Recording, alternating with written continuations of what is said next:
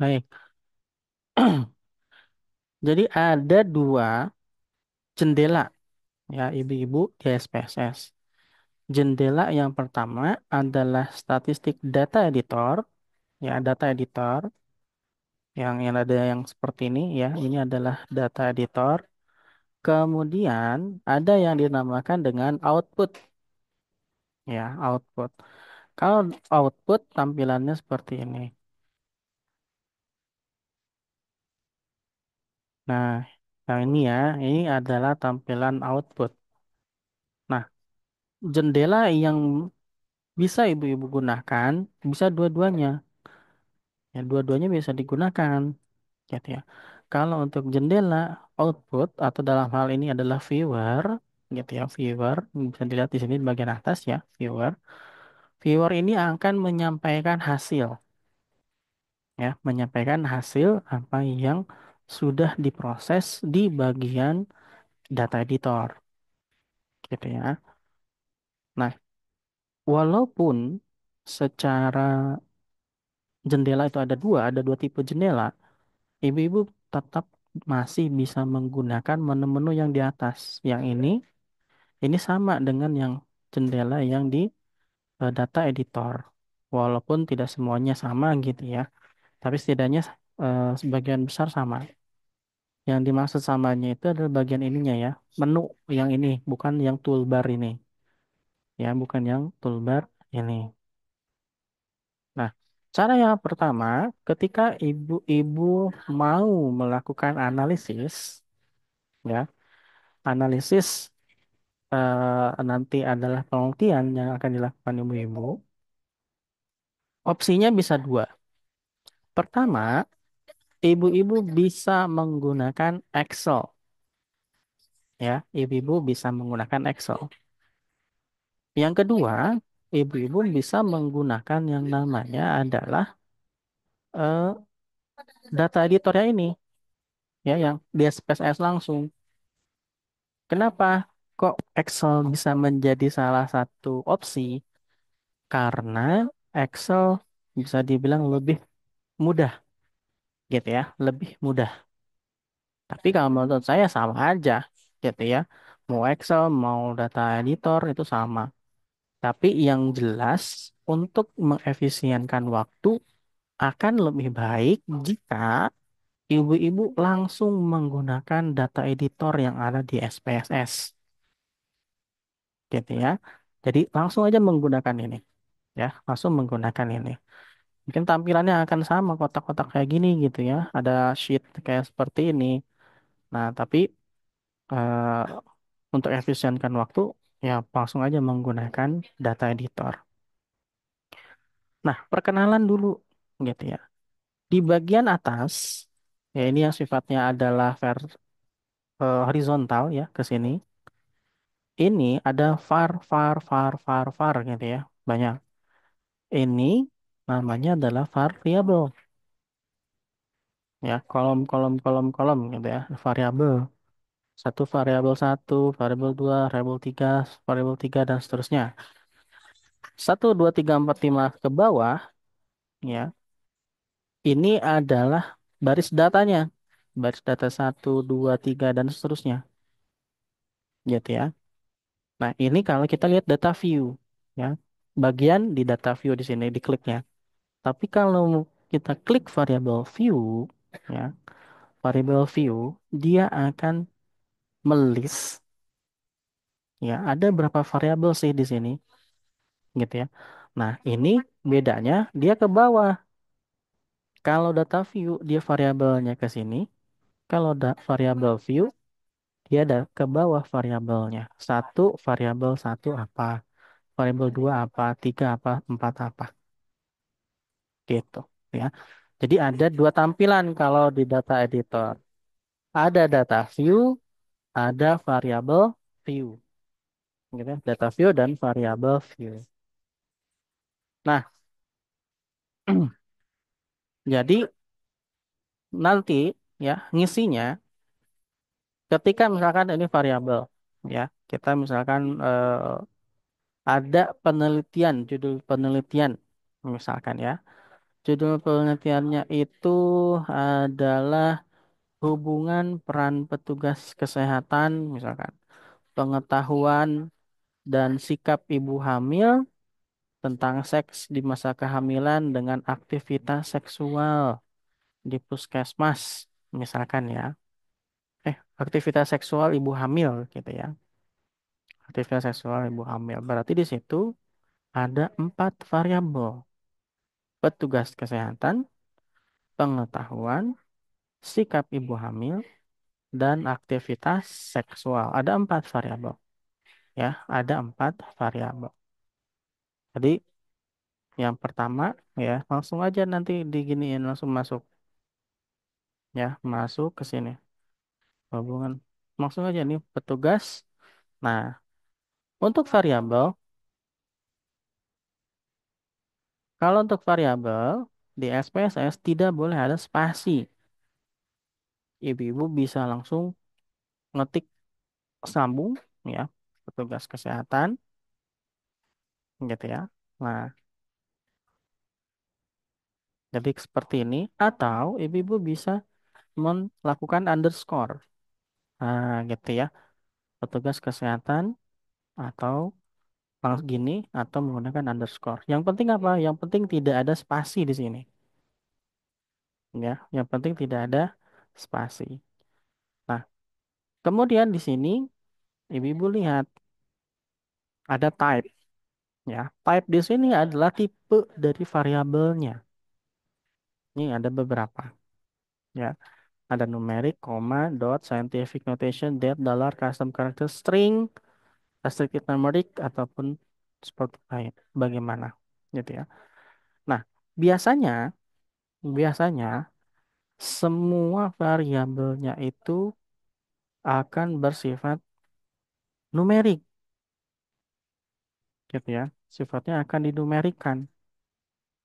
Jadi, ya itu satu, misalkan tidak itu nol, atau misalkan ya itu adalah dua, tidak itu satu, misalkan. Seperti itu kalau misalkan ya tidak gitu. Tapi kalau misalkan nanti dia adalah 1 2 3 4 ya 1 2 3 4 maka ya nanti 1 2 3 4 itu tetap masuk ke dalam kategori numerik. Ingat ya, ini sering yang terjadi kesalahan tuh gini. Yang dimasukkan ke dalam SPSS itu kebanyakan mahasiswa itu menginputkan kategorinya. Nah, biar ada gambaran, saya cari dulu datasetnya ya, sebentar. Hmm,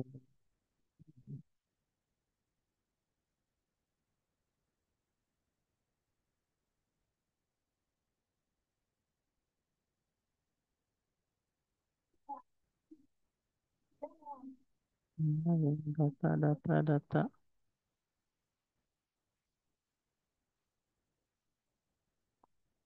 Hmm,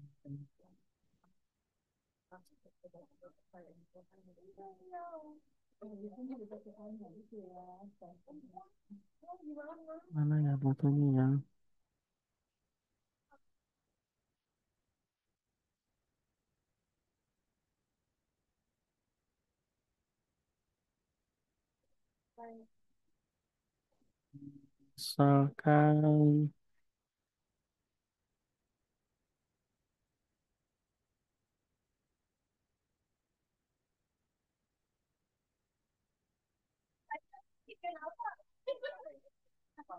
Misalkan, ada data,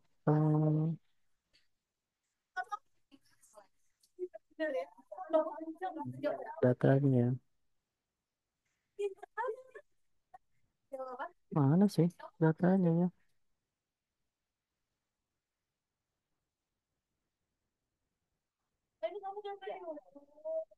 Hmm.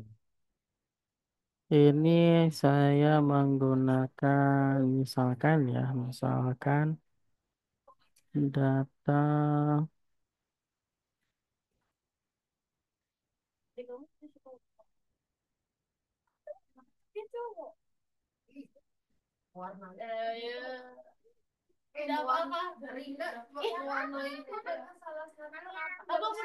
Nah, contoh misalkan seperti ini, ya. Contoh misalkan seperti ini, Ibu. Kok ini variabel jadi banyak, gitu ya? Nah, jadi yang dimasukkan ke dalam data editornya itu adalah pertanyaan. Ini adalah variabelnya apa ya ini ya? Fatmawati,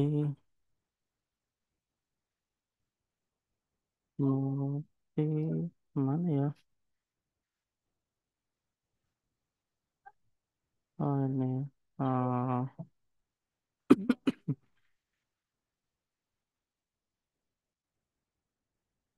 ini adalah judulnya tentang hubungan antara peran bidan, peran keluarga, pengetahuan terhadap kelengkapan imunisasi dasar pada bayi.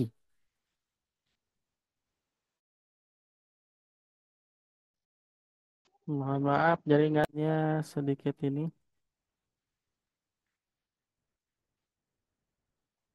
Ini saya langsung menggunakan real, ya, data real saja. Kebetulan bimbingan saya dulu. Contoh, ya, contoh di sini adalah ada 4 variabel, ya, antara peran bidan, peran keluarga, pengetahuan terhadap kelengkapan imunisasi dasar pada bayi. Ya, saya matiin videonya dulu ya, biar stabil koneksinya. Nah, jadi ibu-ibu kalau mau masukin ke SPSS ataupun itu ke Excel nantinya, patokannya adalah dari sini, tetap dari definisi operasional. Ini menjadi bahan acuan ibu-ibu, ya, untuk memasukkan data supaya benernya itu kayak gimana gitu ya.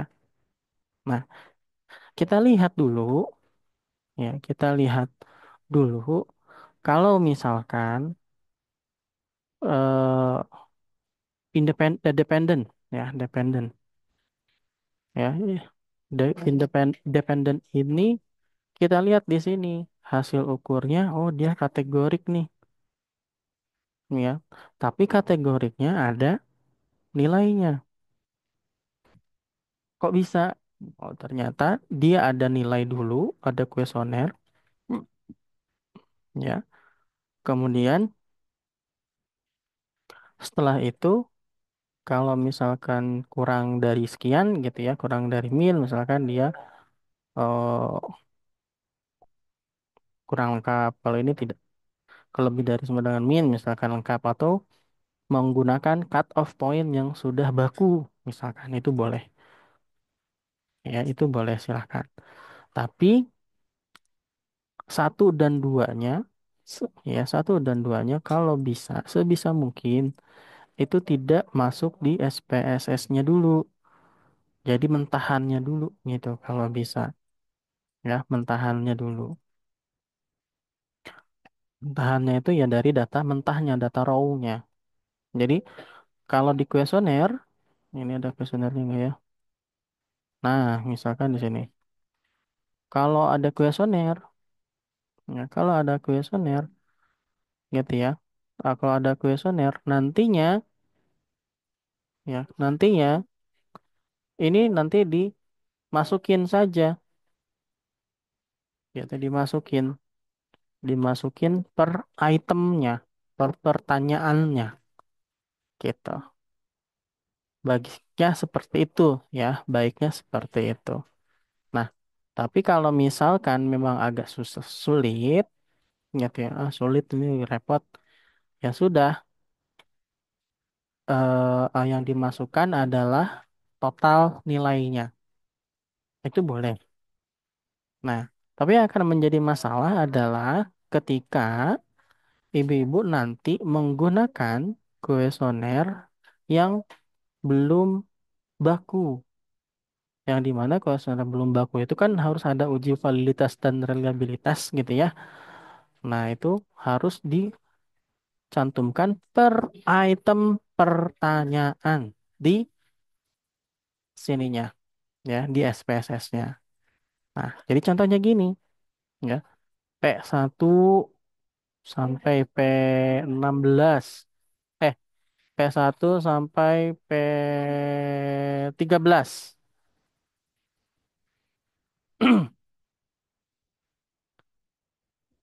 ya. Contoh misalkan ini pengetahuan, ya, pengetahuan. Ada 13 item pertanyaan, ya, ada 13 item pertanyaan. Jadi ketika klik di data view, oh, P1 sampai P13 ini adalah jawabannya, skornya. Kenapa membutuhkan ini? Ya, kenapa membutuhkan adanya P1, P2 per item pertanyaan per variabel? Karena nanti kita akan lakukan uji validitas dan reliabilitas, gitu ya. Kita harus melakukan uji validitas dan reliabilitas. Makanya perlu, sangat perlu, ibu-ibu itu di data editor SPSS itu per item pertanyaan dimasukkannya. Jadi ini ada pertanyaan pertama untuk variabel pengetahuan, pengetahuan yang kedua dan seterusnya sampai 13, ya. Kemudian ini ada PK. PK itu adalah peran keluarga. Peran keluarga di sini ada 16 pertanyaan, ya. PB ada peran bidan. Peran bidan ada 16 pertanyaan, ya. Kemudian kelengkapan imunisasi dasar ini adalah dependennya, ya. Nanti tinggal dilihat hanya cuma satu, ya, lengkap dan tidak lengkap. Tidak ada pertanyaan spesifik seperti apapun. Nah, setelah itu jangan lupa ada total, total dari mana? Total dari pengetahuan, total dari peran keluarga, per variabel, total dari peran bidan, gitu ya. Tapi ngitungnya jangan manual. Nanti kita akan belajar otomatis, ya, otomatis. Jadi yang dimasukkan ke dalam SPSS supaya bisa sekalian, ya, satu kali kerja dalam satu file, ya, tidak berbeda-beda file, satu untuk lakukan apa? Satu untuk uji validitas reliable, satu untuk analisis benarannya, gitu ya. Ya boleh sih, seperti itu boleh. Ya, atau misalkan satu total ini satu untuk per item pertanyaan, gitu. Ya silahkan, tapi kan itu memakan waktu. Ya, itu memakan waktu. Jadi saran saya seperti ini strukturnya, skemanya. Jadi yang dimasukkan adalah per pertanyaan, bukan hanya total per variabel, ya, per pertanyaan, gitu ya. Per pertanyaan masukkan di sini. Tipenya numerik semua. Ini width-nya bisa 8, desimalnya bisa dikurangin jadi 0, gitu ya. Ini bisa. Jadi mau 0, mau 1, gitu ya, silahkan. Kalau misalkan ada desimal, ya pakainya pakai desimal. Kalau tidak desimal, gitu ya, ya jangan, gitu. Ya jangan pakai desimal. Ini saya defaultin aja, nggak apa-apa, nggak masalah, ya. Nah, ini kan nanti optionnya adalah satu dan tidak. Kalau misalkan ya dan tidak, gitu ya. Maka ibu-ibu klik di bagian value. Bagian value, ya, titik dua di sini. Nah, dikatakan nol itu tidak lengkap, dikatakan satu sama dengan lengkap. Ini untuk membuat kategori, ya, kategori kategori berdasarkan eh, nominal angkanya. Satu apa? Contoh misalkan kayak gini. Ini ada, nah, misalkan gini ya. Nah, kan ini ada seperti ini ya, ada 5 skala. Tidak setuju, kurang setuju, ragu-ragu, setuju, sangat setuju. Tidak setuju itu sama dengan 1. Ini bisa direcord di sini. Ini apa ya, pengetahuan ibu ya. Nah, pengetahuan ibu di sini. Kalau misalkan kategori kategorik ya mau dicantumkan di sini nih. Ini kan ada 4, 4, 1, 4 kayak gitu ya. Nah, kalau per pertanyaan ini nggak perlu, nggak usah di sini kalau per pertanyaan ya. Kalau pertanyaan, tapi yang perlu itu adalah di bagian totalnya saja nanti ya, di bagian totalnya saja gitu ya.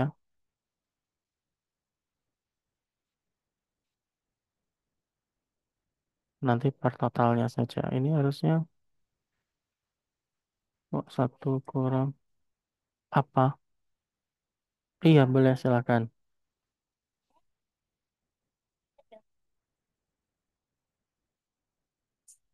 Nah, kalau yang untuk yang pertanyaan tidak perlu menggunakan values, tapi yang values itu untuk yang skalanya Goodman, gitu ya, skalanya Goodman, atau ya, atau jika misalkan hanya terdiri di satu pertanyaan dan satu pertanyaannya itu ada yang sangat setuju, yang kayak gini ya, setuju, ragu-ragu, kurang setuju, tidak setuju. Nah, ini boleh seperti ini ya, itu boleh. Sebenarnya boleh aja sih dipakai, cuman akan repot karena kita tidak memakai per pertanyaan ini. Gitu ya. Jadi yang akan ibu-ibu lakukan adalah ngisi bagian name, label, ya, value untuk yang skalanya Goodman. Ini seperti ini aja, biarkan saja. Ngisi none, gitu ya, kolom 8, line-nya right, measure-nya kalau misalkan ya dan tidak nanti nominal, kalau angka ada itu adalah scale, gitu ya. Nah, ini kita baru menyiapkan variabelnya. Kemudian baru kita masukkan data view. Klik data view, baru nanti kita masukkan datanya. Ya, kita masukkan datanya di sini. Ini adalah responden yang pertama, responden yang kedua, dan seterusnya. Per baris ini per responden. Kalau ke sini, ya sifatnya yang ini, ya ini adalah per variabel. Dalam hal ini adalah item pertanyaan atau pernyataan. Jadi mekanismenya seperti ini. Ya, mekanismenya seperti ini.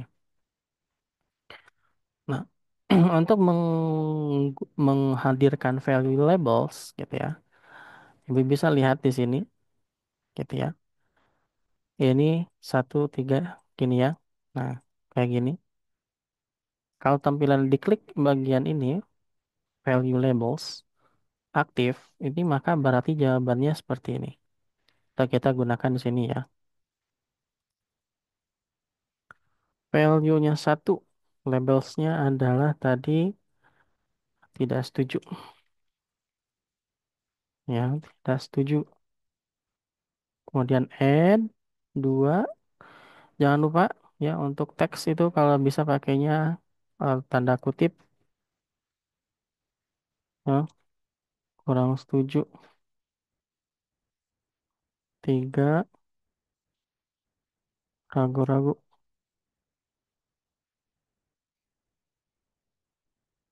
4,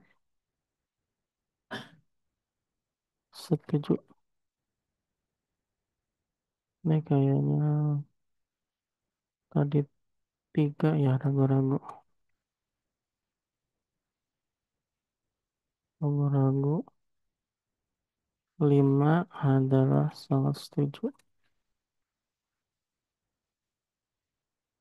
Nah, ini ya udah diklik OK. Nah, ini bisa disamain semuanya gitu ya. Nah, kalau kita lihat di data view sini, nah ini muncul kayak gini ya. Kalau misalkan, nah kalau semuanya diisi gitu ya, maka nanti adalah yang sifatnya ini ya, yang kategorik berdasarkan eh, notasinya. gitu. Tapi karena untuk pertanyaan kita nggak perlu lah, ya nggak sampai ke arah sana banget, gitu ya. Jadi cukup ini saja. Nah, kalau sudah seperti ini, ya, kalau sudah seperti ini, ibu-ibu langsung klik save, save as, ya, save as. Nanti simpan dalam bentuk nama apa.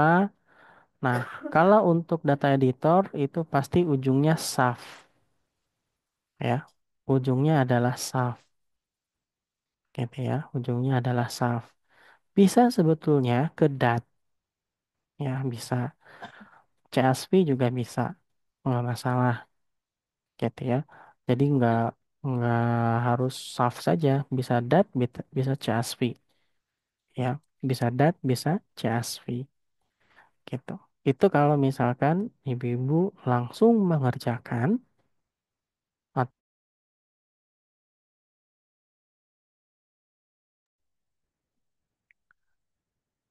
Sepertinya saya jaringannya nggak stabil ya.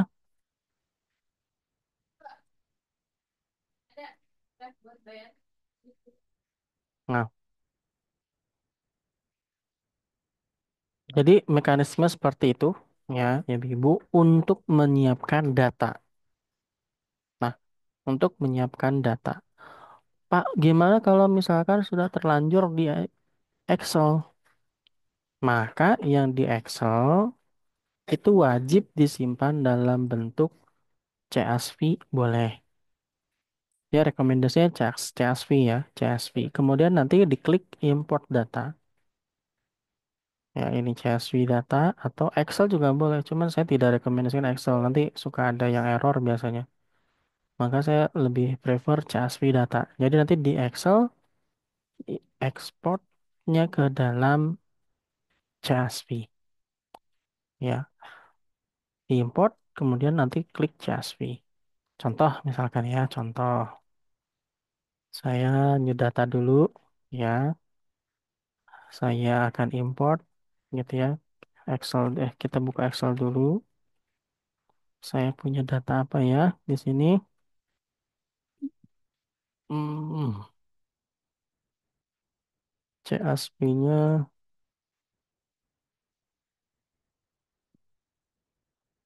ada data. Nah, data ini ya. Hmm, hmm, CSV-nya mana ke? Dikit banget dong.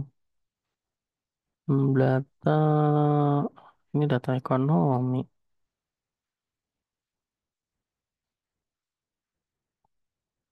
Ada lagi dalam bentuk itunya Excel-nya ya. Data Fajar ini apa ya? Oh, ini.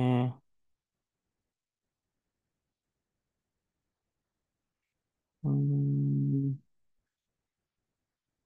misal saya pakai ini data anti yang ini. Misalkan ini ya. Pak, gimana kalau misalkan saya sudah terlanjur di Excel? Ya, udah di codingnya kayak gini, gitu di Excel. Ya, nggak apa-apa, nggak masalah. Jangan dihapus. Ya, yang Excelnya. Ibu-ibu bisa mengimport. Ya, ibu-ibu bisa mengimportnya. Caranya gimana? Misalkan di data editor yang ini ya, file, import data, CSV data, kemudian tinggal dicari gitu ya. Saya di mana? Itu jadi dokumen. Nah, cari yang ini, CSV, kemudian di open.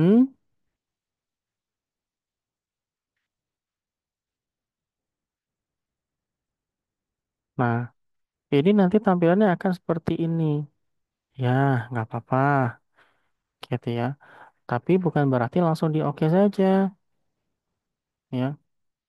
Yang pertama harus ibu lakukan adalah klik first line contents variable names. Yang ini. Ini adalah variable names. Delimiternya, ya. Delimiternya bukan tab. tapi koma. Nah, gitu ya. Kemudian biarkan yang lain, ya klik OK.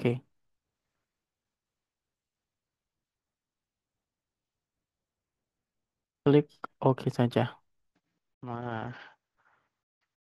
jadi otomatis sudah masuk ke dalam data editor, ke SPSS-nya. Ketika diklik variabel view, ini muncul ada 26 variabel. Ya, ini adalah PS1, 2, 3, P4 ini indikator ya. PS1, 2, 3 itu adalah indikator juga tapi dalam bentuk pertanyaan gitu ya. Kemudian SI1, SI2 dan seterusnya. Itu juga sama indikator dan pertanyaan juga. Pertanyaan, itu pertanyaannya dikit-dikit memang gitu ya. Karena ini yang bisa dibilang yang validnya, yang sudah valid pertanyaan yang validnya ini. Nah, ini biarkan saja seperti ini kalau saya ya. Jadi masuk saja ke sini. Nah, gini ya. Nah, setelah itu apa yang bisa kita lakukan? Biasanya ya, biasanya kita setelah ini adalah melakukan uji validitas dan reliabilitas dulu biasanya gitu ya. Tapi kalau misalkan sudah ada uji valid reliabilitas ya nggak apa-apa di skip uji validnya. Tapi biasanya setelah semuanya selesai masuk ke dalam data editor, lanjut ke uji validitas dan reliabilitas gitu ya. Nah, sampai yang bagian ini untuk membuat data editor atau memindahkan data ada yang mau ditanyakan atau tidak? Silakan.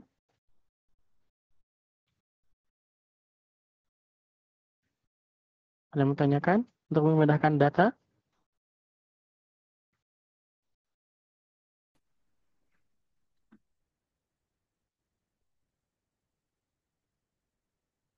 Tidak ada?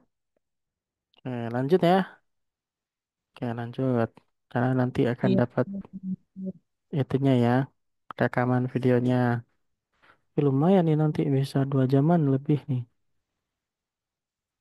Nah, setelah ini, setelah ini, lanjut ke materi yang kedua adalah untuk melakukan analisis validitas dan reliabilitas.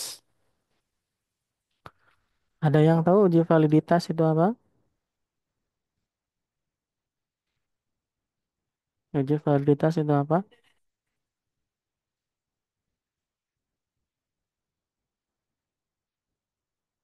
Uji validitas. Ada yang tahu? Buat menguji instrumen. Iya, betul. Ya, uji validitas dan reliabilitas itu untuk menguji apakah instrumen atau pertanyaan yang ibu gunakan itu sahih atau tidak. Ingat ya, sahih dalam artian valid. Ya, kemudian apakah eh, kalau reliabilitas itu kalau nanti dilakukan uji lagi ya dengan pertanyaan yang sama pada orang yang sama, apakah nanti akan menghasilkan jawaban yang sama? Artinya di sini si orang itu nggak pelintut-pelintut gitu ya, nggak ibaratnya nggak nggak goyah gitu pendiriannya. Ketika jawab hari ini jawab A, besoknya B, besoknya C, besoknya D dan seterusnya. Nah kalau kayak gitu kan jelek. Ya. Jadi reliabilitas itu pertanyaan yang sama, harapannya si responden menjawab sesuai dengan jawaban yang sebelumnya. Oh, harapannya seperti itu. Itu yang dinamakan dengan reliabilitas. Uji validitas, kayaknya saya waktu itu pernah ya membahas uji validitas ya. Uji validitas itu nanti akan membahas sejauh mana alat ukur yang digunakan dalam penelitian itu bisa mengukur nggak valid nggak atau sahih nggak untuk mengukur yang seharusnya diukur gitu. Ya, kalau misalkan berat badan ya, berat badan kan ukuran kilogram ya. Kemudian BMI itu kan nanti ada perbandingan dari berat badan dengan tinggi badan kan gitu. Tapi nanti ada yang dikuadratkan gitu. Ya, BMI atau IMT gitu ya. Kemudian nanti pertanyaan mengukur tentang sikap. Berarti apakah pertanyaan itu mau tentang sikap dan seterusnya gitu ya. Nah, uji validitas ini uji validitas ini biasanya kita akan menggunakan korelasi product moment atau korelasi Pearson, Pearson, ya tulisannya Pearson, ya Pearson. Nah, kebanyakan uji validitas itu akan melakukan yang namanya item, ya, item correlation, karena nanti akan melihat gitu ya, apakah per item itu memang betul-betul mengukur tentang sikap, betul-betul mengukur tentang peran atau tidak. Ya, nah itu nanti menggunakan item correlation. Ya, nah, kemudian uji validitas itu kita akan lihatnya menggunakan apa? Ada yang tahu?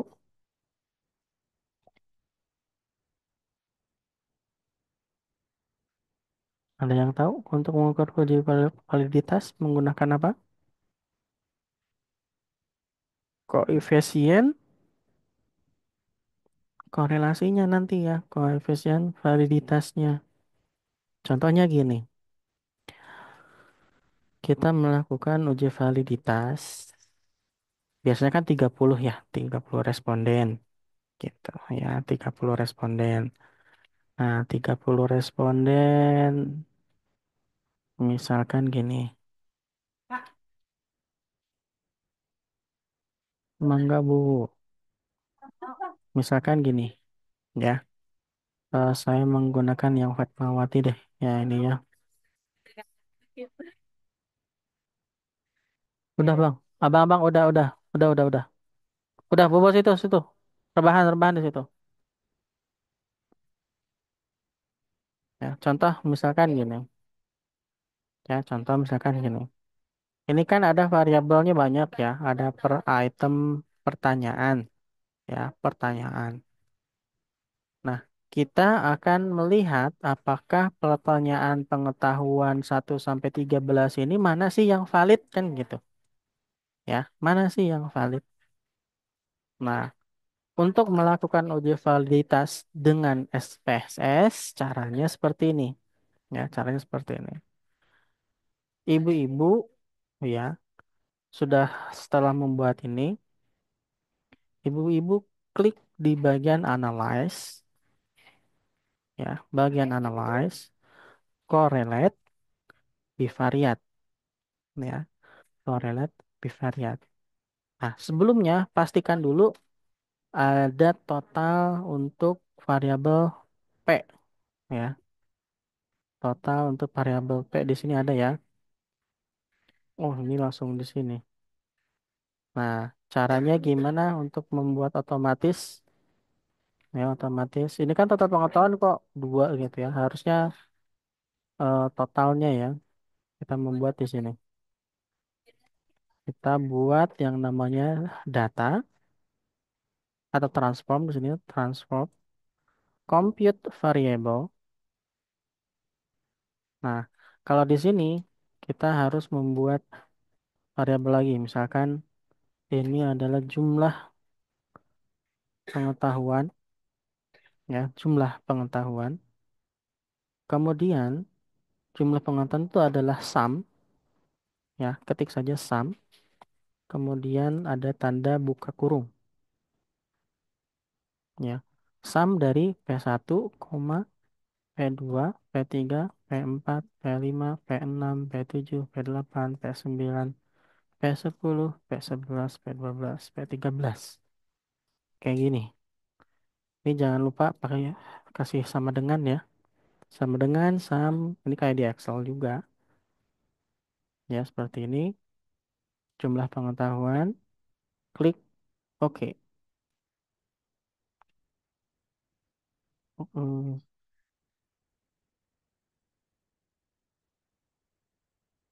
coba kita lihat. Ini ada sum ya. Sum, sum, sum. Ini sum nih. Sum, sum, sum. Nah, ini ya. Oh, nggak pakai sama dengan ya.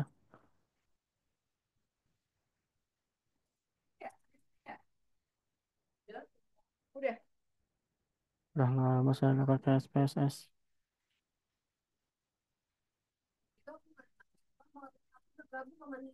Nah, gini ya. Sum, klik OK.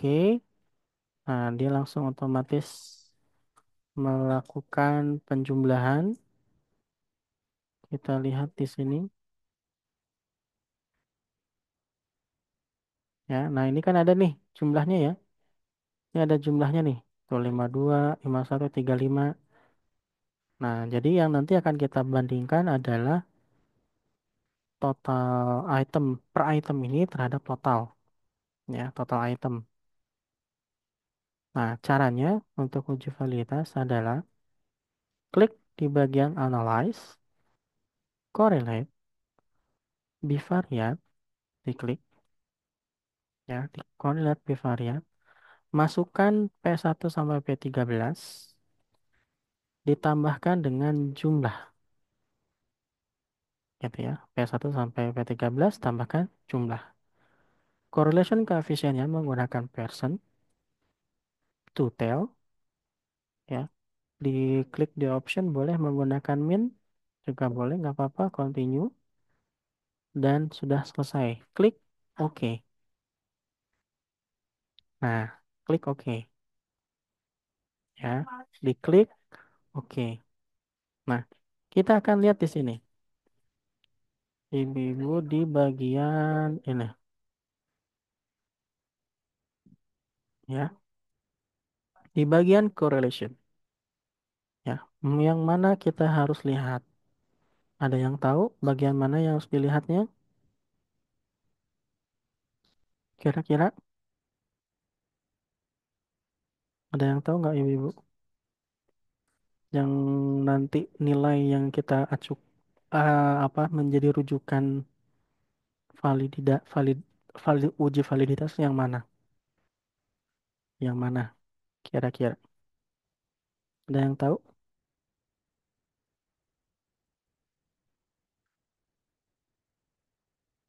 Ya, yang mana kira-kira ada yang tahu nggak? Nah, pas. Nah, untuk melihat apakah per item itu valid atau tidak, ibu-ibu lihat di sini. Ini kan pertanyaan pertama tentang pengetahuan, ya, pengetahuan pertanyaan pertama. Lihat di bagian person correlation, ya, lihat di bagian person correlation ke bagian sini, jumlahnya.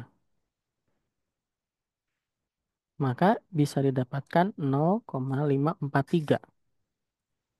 Nah, nantinya ibu-ibu bikin Word, ya, bikin Wordnya. Jadi nanti kalau kalau sudah apa? Kalau misalkan sudah ada untuk satu variabel ya uji validitas.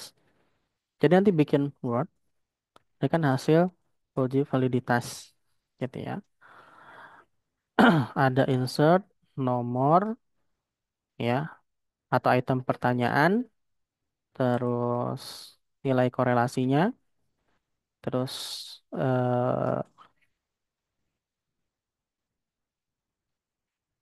bukan p-value ya, nilai R tabel dan status ya. Jadi ini nih item nomor, oh ini variabel misalkan pengetahuan gitu ya. Pengetahuan item nomor satu ini kan 13 ya.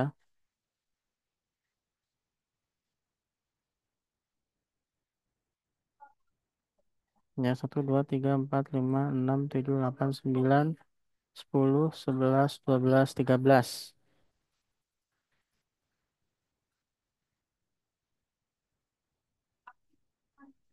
Nah, item nomor 1 sampai 13 kan gini ya. Kemudian di sini adalah R tabel. Di sini adalah P, apa? Bukan P value ya, tapi hmm, correlation value. Kemudian ini status. Nah, status ini akan menghasilkan valid atau tidak valid gitu ya. Nah, yang pertama kali kita harus tentukan adalah R tabel ya, R tabel. R tabel itu ya, R tabel itu kita harus lihat R tabelnya di sini. R tabel.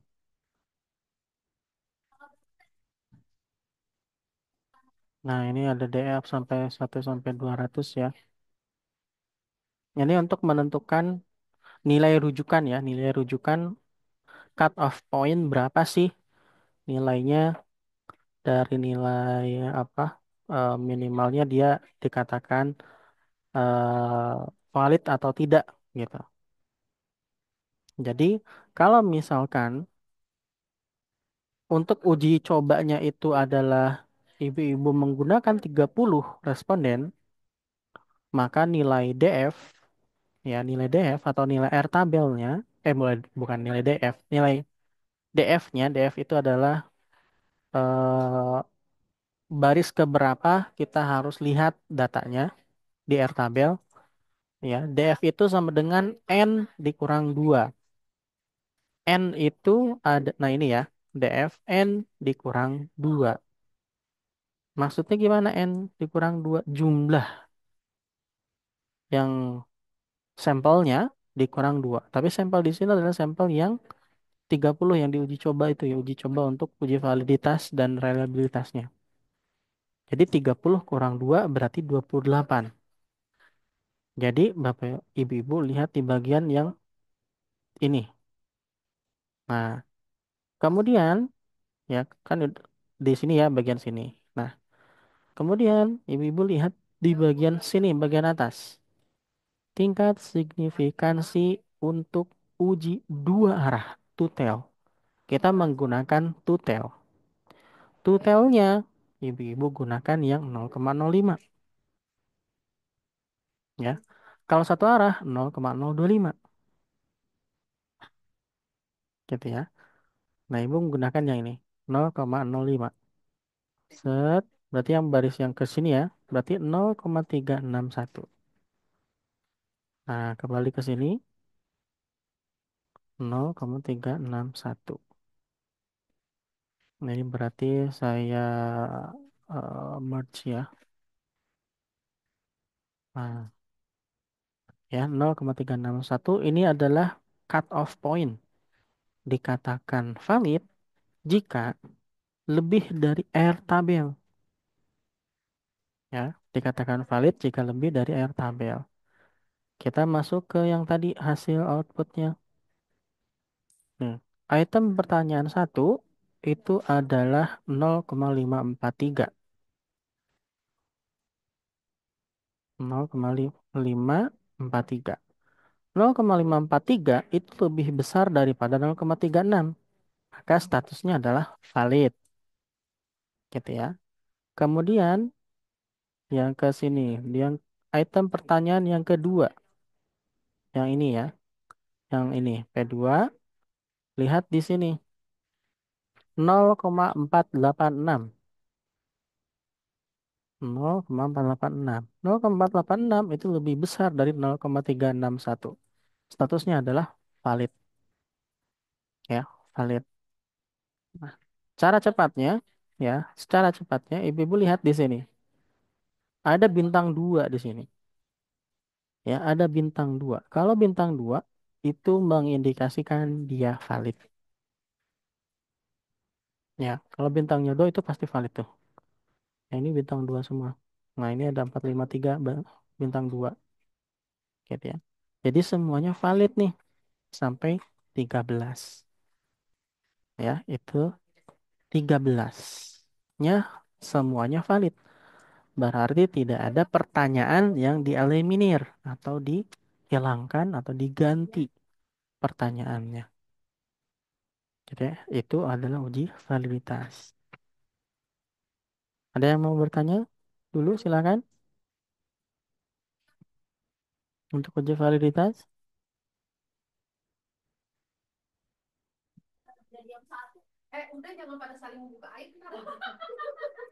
Ada pertanyaan dulu?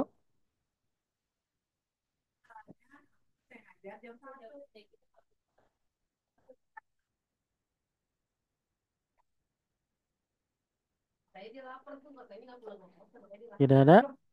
Eh, iya itu anak saya.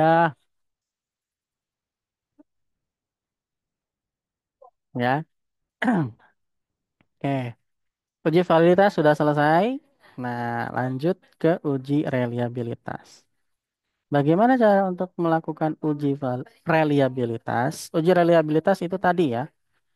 Ketika misalkan hari ini saya kasih pertanyaan, di beda waktu jawabannya akan sama. Berarti ada konsistensi di situ. Nah, reliabilitas itu menilai konsistensinya itu. Ya, pada kondisi yang sama, gitu ya. Ketika ada responden dengan kuesioner seperti ini, apakah jawabannya akan sama atau tidak gitu. Itu dinamakan dengan reliabilitas.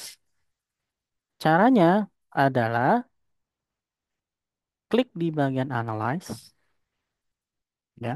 Klik di bagian analyze di sini.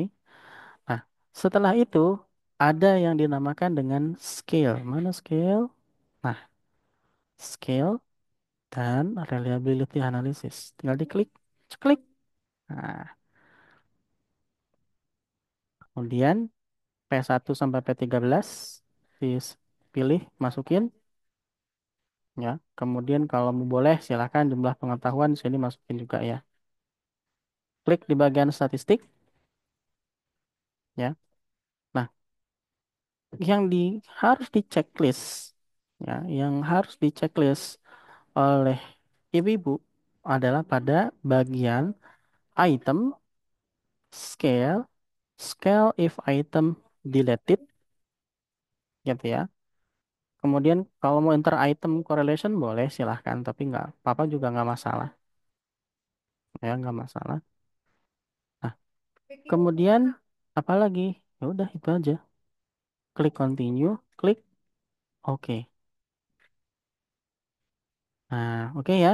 Nah, nanti di sini akan muncul ya, akan muncul namanya reliability statistics. Diklik bagian sini, bagian mana yang apa? Yang menunjukkan bahwa dia adalah variabel, klik lihat di bagian Cronbach alpha. Cronbach alfanya adalah 0,757. Masuk ke Word lagi, masuk ke Word gitu ya. Masuk ke Word, kemudian di sini kualitas dan reliabilitas variabel pengetahuan. Status valid. Kemudian di sini kita tambahkan ini ya, nilai apa? Nilai Cronbach alpha.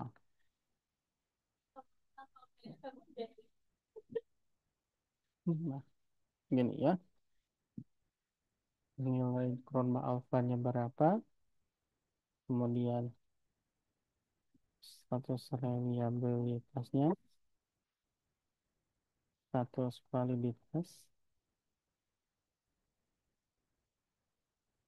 Ini bisa di merge karena Cronbach alpha itu total item.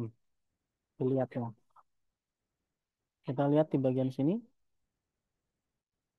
0,757. 0,757. Statusnya adalah Reliable.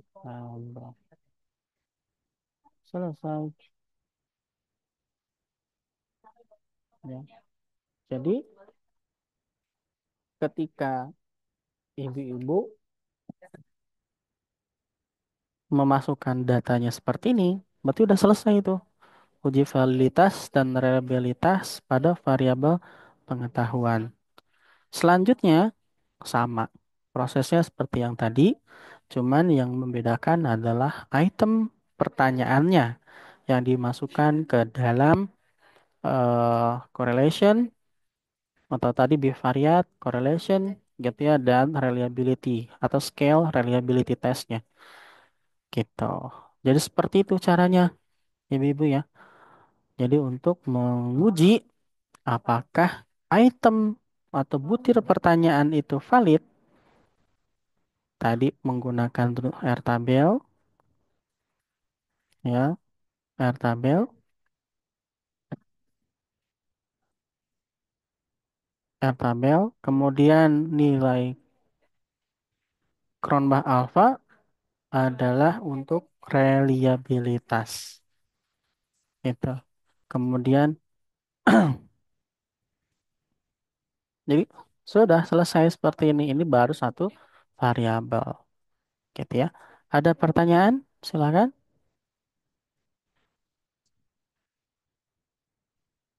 Ada pertanyaan tidak untuk uji validitas dan reliabilitas? Pak, izin Ya, bertanya, Pak. silahkan. Pak, kalau misalkan nggak ada uji validitas atau reliabilitas, bisa nggak? Jadi eh ada penelitian terdahulu gitu. Jadi nggak dilakukan uji validitas, boleh Enggak nggak? boleh. Harus dilakukan uji lagi, Oh Bu. harus ya. Karena gini, Oh, kenapa? Karena gini, yang dilakukan uji validitas dan reliabilitas itu adalah untuk kelompok yang di tempat penelitian di sana. Belum tentu karakteristiknya adalah iya, sama. iya, Kan gitu ya? iya, iya, iya, Pak. Kecuali kalau gini, Bu. Kecuali kalau gini. Kecuali kalau misalkan eh, pertanyaan atau itemnya itu, kuesionernya itu sudah baku dan sudah diuji cobakan di seluruh Indonesia. Nah, itu boleh, nggak perlu lagi tuh. Tapi kalau hanya penelitian skripsi dan itu diuji cobakan di satu tempat saja, gitu ya. Nah, itu belum bisa tuh dikatakan bisa dipakai lagi gitu. Uji validitas dan reliabilitasnya gitu. Mungkin kalau uji validitas ada yang sama gitu ya, valid semua. Mungkin saja nanti beda beda. Ada yang tidak valid nanti karena ya itu tadi beda karakteristik, beda persepsi. Karena apa? Tingkat pendidikannya juga berbeda, sehingga penafsirannya juga akan berbeda. Gitu, Bu. Iya, iya, Pak. Makasih, Bapak. Iya, sama-sama. Ada lagi, Ibu-ibu, silakan yang mau bertanya.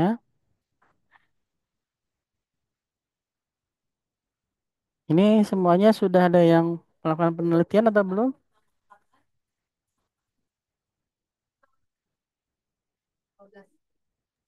Sebagian, Pak. Sebagian. Oke. Iya, Pak. Termasuk Bu Fitroh ya? Iya lagi, Pak. Lagi. Oke.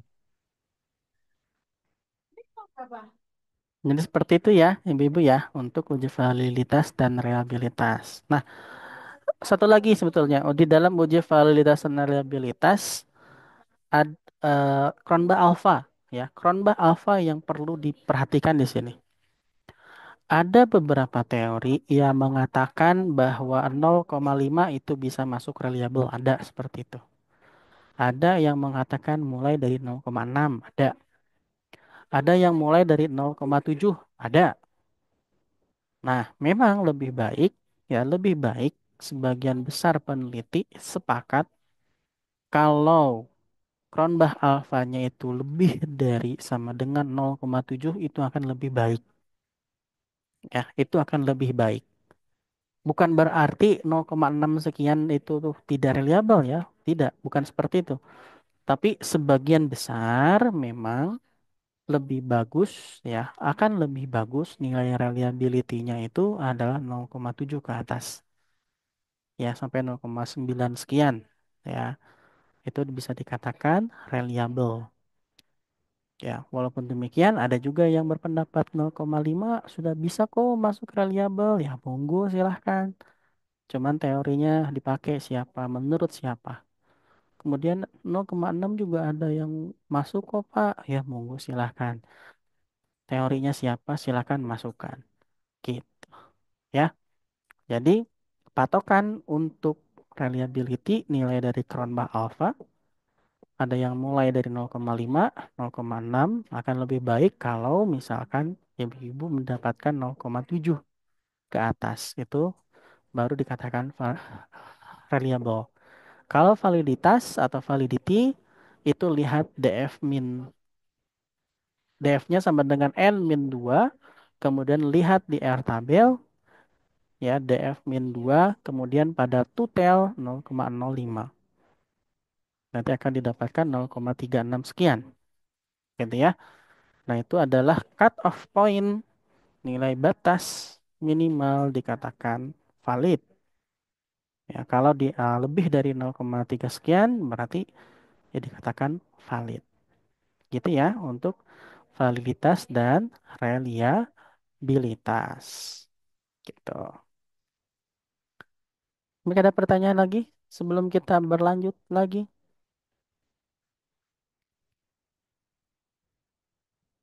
Lanjut? Lanjut, Pak. Lanjut. Oke. Nah, materi selanjutnya adalah tentang statistik deskriptif. Ya, statistik deskriptif. Statistik deskriptif yang akan dipakai, yang paling sering dipakai adalah nilai sum, nilai mean, nilai median, atau nilai modus per variabel. Boleh saja ya kalau misalkan ibu-ibu memasukkan umur, memasukkan tingkat pendidikan, gitu ya. Silahkan itu sah-sah saja ya dimasukkan, gitu ya di sini di apa di namanya di data editornya ya. Tadi yang Fatmawati ya. Nah, yang sini. Nah, ini kan tadi hanya sebatas kuesionernya ya.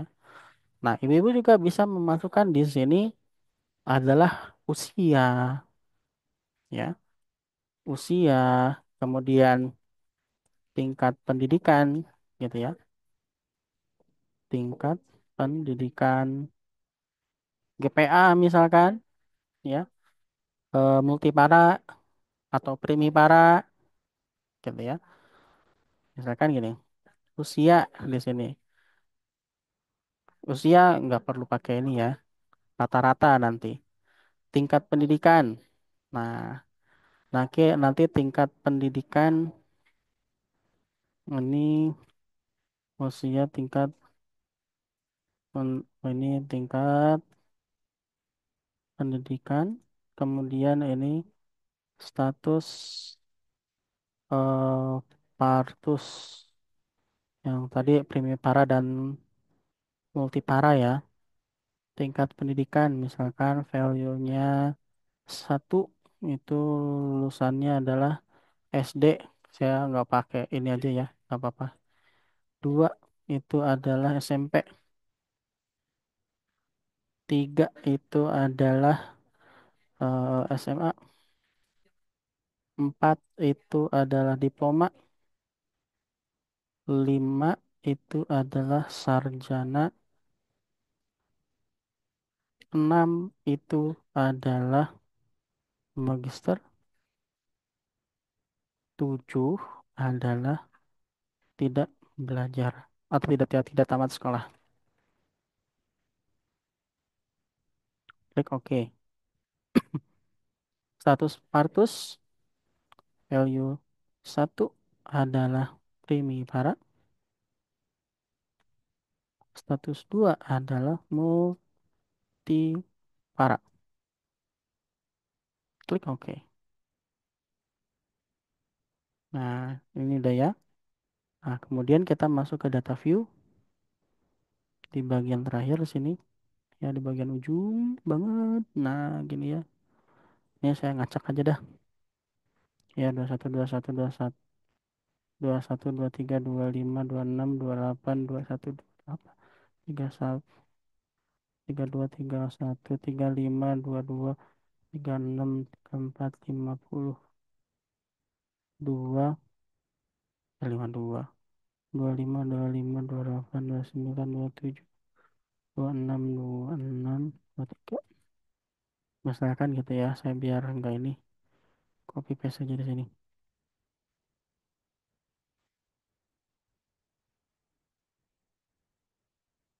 Nah,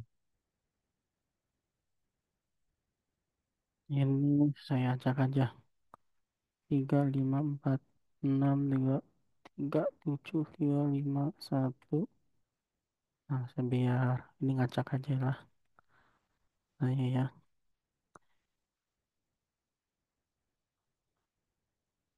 Gini. Ini GPA-nya ada satu satu satu satu satu satu satu satu dua satu dua dua satu satu satu.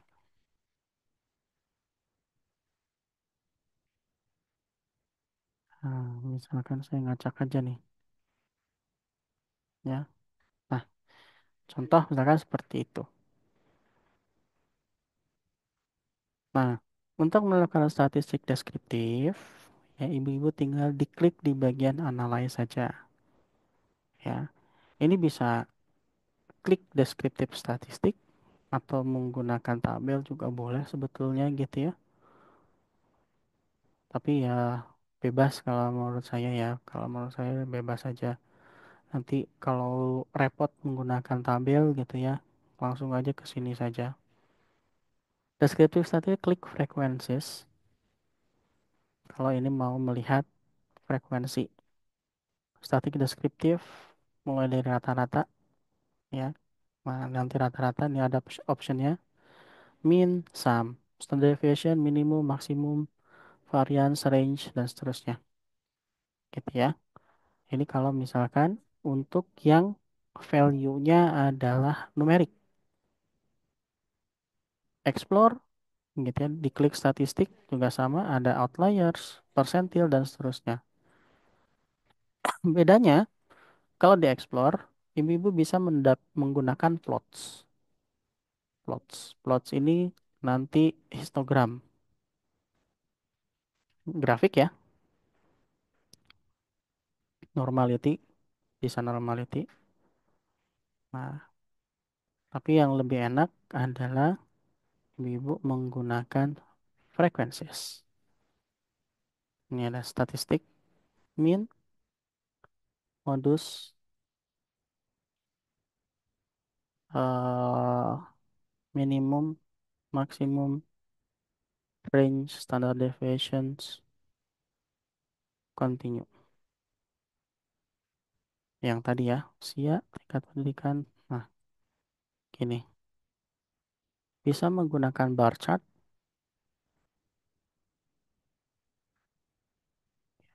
kemudian klik OK saja. Nah, ibu-ibu langsung akan masuk ke dalam sini. Nah, ini frequencies. Ya. Oh, ada yang missing 3 nih. Hmm.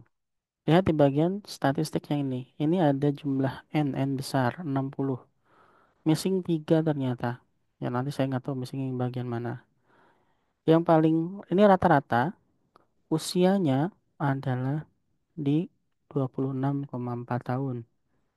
Sedangkan tingkat pendidikan rata-rata di bagian nomor 4.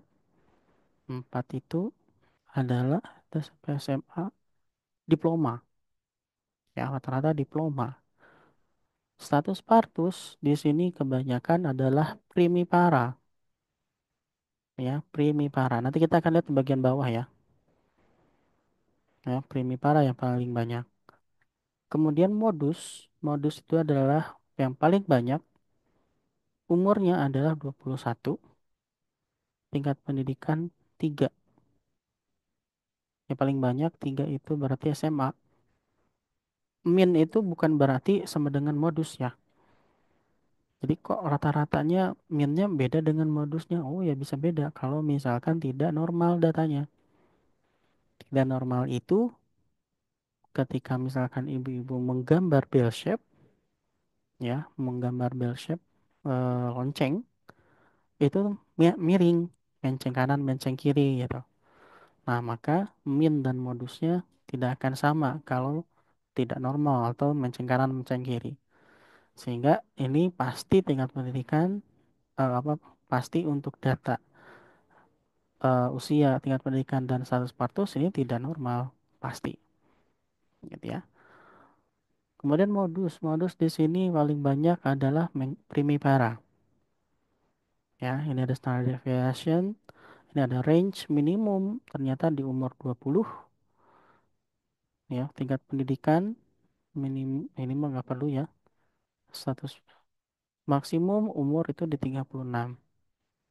Kita lihat di bagian sini. Nah, ini ada bar chartnya, ini ada tingkat pendidikannya, ini ada status. Nah, kan primipara lebih banyak daripada multipara, ya kan?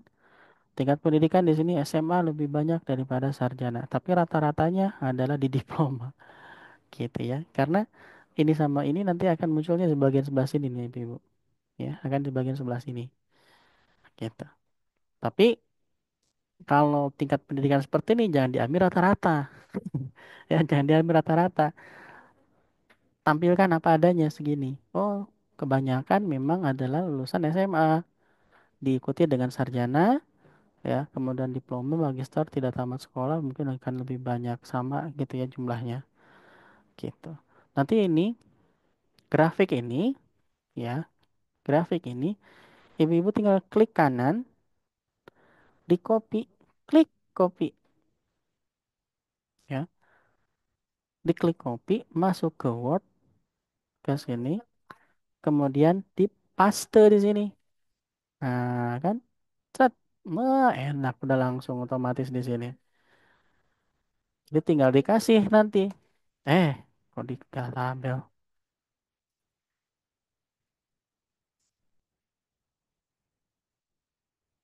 Ini grafik perbandingan tingkat pendidikan pada responden. Nah, kalau di apa? Kalau di ini kan dia di tengah ya. Kalau di tengah itu di sini,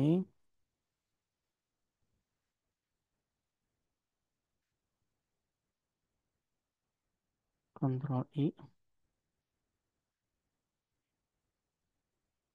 Udah selesai. Oh, enak kan kelihatannya. Dilihatnya juga enak, gitu ya. Dilihatnya juga enak. Kalau ibu mau bikin mau tabelnya, ya. Kalau tabelnya balik lagi ke sini, tinggal cari tingkat pendidikan yang di sini. Ya, tinggal cari tingkat pendidikan yang di sini, tinggal di copy lagi, masuk ke sini, tinggal di yang sini. Set, selesai. Tapi saran saya, ya saran saya, tabel yang ada di SPSS itu nggak boleh mentah-mentah ya. Jangan mentah-mentah. Dipindahin gitu. Jadi kan kayak gini tuh jatuhnya. Jadi kalau bisa ya bikin dari awal tingkat pendidikan, gitu ya, tingkat pendidikan kayak gimana, ya. Bikin tabel di sini,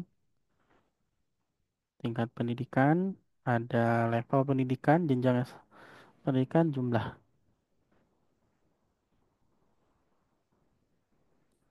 Ini jenjang pendidikan, ini jumlah SD, SMP, SMA, diploma. sarjana, magister, tidak sekolah. Nah, nanti bikin kayak gini lagi ya. Jadi nggak boleh kalau untuk tabel ya, khusus untuk tabel gitu. Jadi bikin lagi ini kan bikin lagi tuh tabelnya. Kecuali kalau grafik seperti ini, ya silahkan copy paste gitu. Itu caranya untuk melakukan statistik deskriptif. Ada pertanyaan? Silahkan.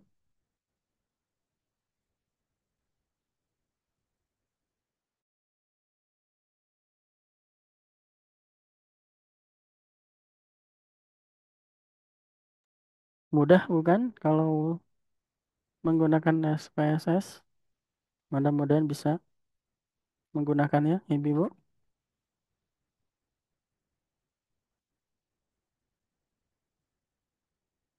Mudah ya, mudah ya, mudah ya. Mudah, mudah, mudah.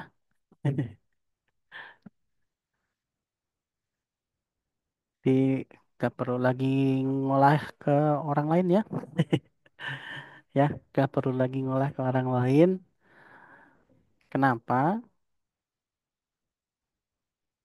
Karena mungkin saja, ini saya nggak tahu ya, saya nggak tahu. Gini, kebanyakan persepsi mahasiswa, ya, kebanyakan persepsi mahasiswa, eh, data yang bagus itu adalah data yang ada hubungannya. Data yang bagus itu adalah data yang ada hubungannya. Jadi kalau tidak ada hubungannya itu seolah-olah datanya adalah jelek, ya, seolah-olah datanya jelek, datanya nggak bagus, nggak valid, dan seterusnya. Padahal, ingat, statistik itu hanya ingin membuktikan apakah hipotesis kita itu benar atau salah. Benar ya bagus, salah juga bagus, nggak apa-apa, gitu ya, nggak ada masalah, gitu. Jadi asumsi peneliti melihat penelitian hasil penelitiannya itu tidak berhubungan, itu jangan langsung, wah ini penelitiannya salah nih. Nah, jangan berasumsi seperti itu. Bisa saja ada kesalahan dalam entry data, bisa saja ada kesalahan dalam di, coding data. Coding data itu yang dari tadi ya, nilai 1, 2, 3, 4, 5 gitu ya. Jadi harusnya nilai paling tinggi itu 5, tapi ternyata satu yang paling tinggi itu. Ada yang seperti itu, tergantung pernyataannya. Ya, tergantung pernyataannya. Kalau sifatnya negatif, ya berarti nilai paling tinggi itu adalah nilai 1. Gitu. Dibalik dia skalanya, gitu ya. Nah, jadi mungkin saja ada yang salah di situ. Nah, sehingga jangan terburu-buru menyimpulkan bahwa ketika penelitiannya itu tidak menunjukkan hubungan, itu gagal. Enggak, jangan seperti itu. Ya, tidak seperti itu. Akhirnya terjadilah yang dinamakan dengan mengubah data. Nah, itu yang tidak boleh. Ya, ubah data yang seperti itu tidak boleh. Itu namanya adalah falsifikasi. Falsifikasi masuk ke dalam kategori dosa besar di dalam akademik. Ya, dosa besar itu tidak boleh seperti itu. Gitu ya. Jadi, apapun itu nanti hasilnya, sampaikan apa adanya. Tidak boleh diutak-atik. Saya pernah ketemu, ya ada mahasiswa. Saya udah analisis, udah saya lakukan analisis, saya bantu analisisnya. Bukan berarti saya joki, bukan. Tapi saya ingin memastikan, eh, Pak, ini datanya seperti ini. Gimana ya? Coba saya minta datanya, saya akan analisis. Oh ya udah, emang seperti itu, gitu ya. Emang datanya seperti itu. Oh, memang tidak ada hubungan dan datanya kayak kayak gini, gitu ya. Tapi mahasiswanya jadi stres. Oh gimana ya Pak, kok penelitian saya kayak gini? Ya nggak apa-apa, nggak harus ada hubungan. Saya bilang kayak gitu. Tapi ujung-ujungnya apa? Ujung-ujungnya udah saya kasih tahu, tetap dilakukan falsifikasi. Ya, Pak, ternyata ada kesalahan dan seterusnya. Padahal mah tidak ada kesalahan gitu ya. Datanya dirubah sama mahasiswa. Jadi datanya berhubungan semua gitu. Karena itu jadi nggak boleh ya, nggak boleh yang seperti itu.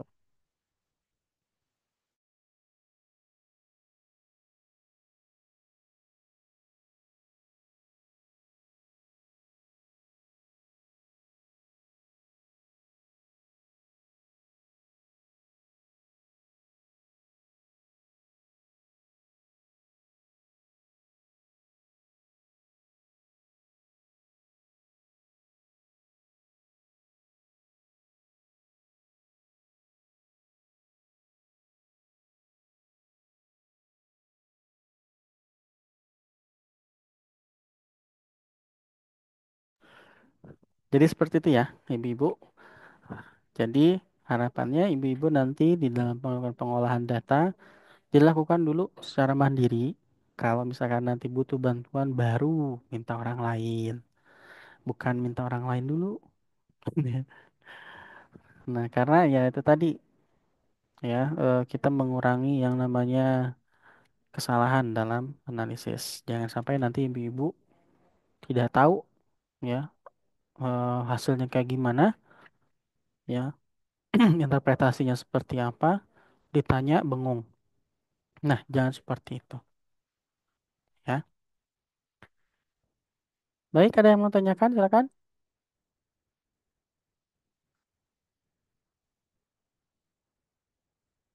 Ada yang mau tanyakan?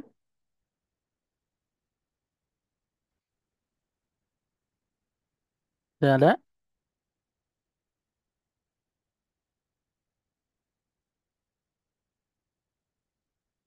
Tidak ada yang mau tanyakan? Kalau tidak ada, mungkin kita cukupkan sekian. Nanti untuk